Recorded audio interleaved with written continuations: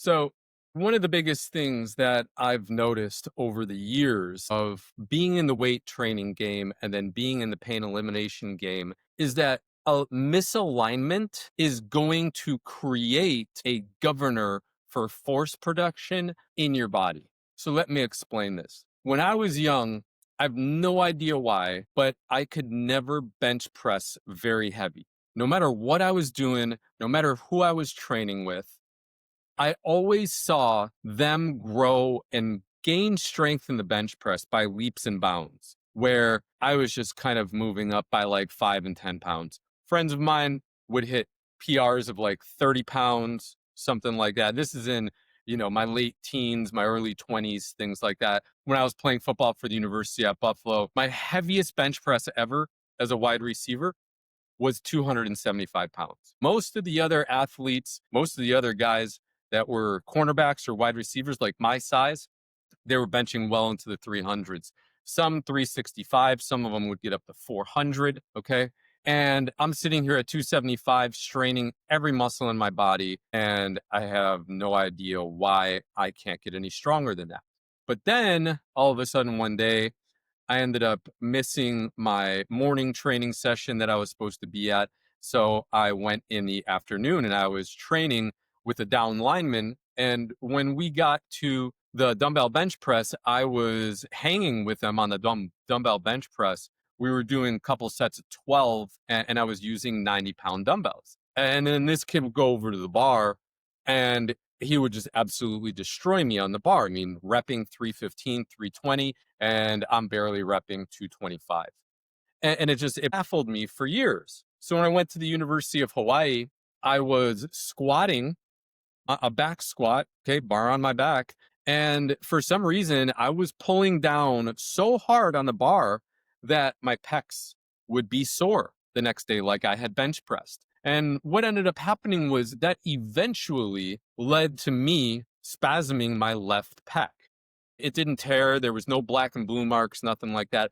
But it was very difficult for me to extend my arm up this way for my chest to expand and it would hurt. I couldn't jump under the bar or do anything like that. I couldn't do any bench presses. Okay, even push presses were okay, but then bringing the bar down as soon as my chest would grab to stabilize the shoulder, it would hurt. And I was baffled for years. I just thought, this is what happens to me and my body. I don't know, maybe I'm just fragile, whatever. Well, what ended up happening through years of education and learning about alignment in the body is that when you have misalignment, that is a governor for force production in the body. So if you're one of these people out here, you can't break that bench press at 275. You can't get past a squat at 315. Or every time you try to deadlift at 405, those four big wheels, right? You can't seem to break the bar off the ground and you have no idea why. So what do? You go back to your progression, you periodize more, you try to be more aggressive. Now you're trying Russian programs or, God knows what, then Bulgarian sets or whatever you're trying to do in order to break this plateau. Everybody thinks that there's a problem with their strength or there's a problem with their progression when the real problem could be misalignment. Okay. And in my world, it more than likely is the real problem. Okay. And what you're experiencing is a symptom from the problem of misalignment. Your symptom is not being able to handle more weight. Why? Because your brain, your myofascial system, your nerves, your bones, those little Golgi tendon organs that are in your tendons and in the fascia that measure force production for the body say, if I go heavier than this, I'm unstable and I'm going to get injured. But we don't listen to that. We don't even know that that could be a thought. We don't even know that that could be one of the real issues. All we think is me using more weight or getting stronger. Me getting stronger means I have to lift more weight or I need to increase my volume in my set rep scheme. I need more accessory work or assistance work, right? And what you really need is pressure. What you really need is getting into the tissue with a ball, with a bar, and opening up adhesions, opening up trigger points, creating space, creating this web of fascia to go back to zero, to go back to being balanced. That's what you need. And that has taught me time and time and time again, not only myself, but in a lot of my clients that I work with as well.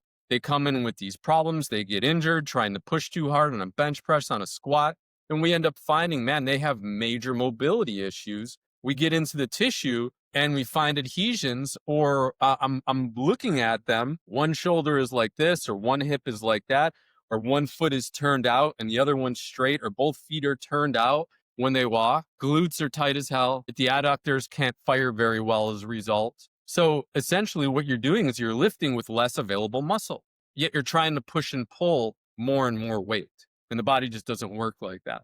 So try it out, man. If you are having a problem, if you have been stuck for, 3, 4 months, same progression, and you're trying to add more sets, more repetitions, more volume, something like that, and you can't get past a specified weight on a specified lift, grab a lacrosse ball, baseball, softball, foam roller, so right, so back. It doesn't matter what you use a bar, okay? And start getting into the prime movers of whatever exercise you're trying to improve. If it's the deadlift, look in your hamstrings, look in your glutes, look in your upper and lower back. If it's a bench press, look in those lats, look in the pecs, look in the triceps. If it's something like a back squat or a front squat, now we start wanting to poke around in the abdomen a little bit to see if we have anything tight, tender, or sore in there.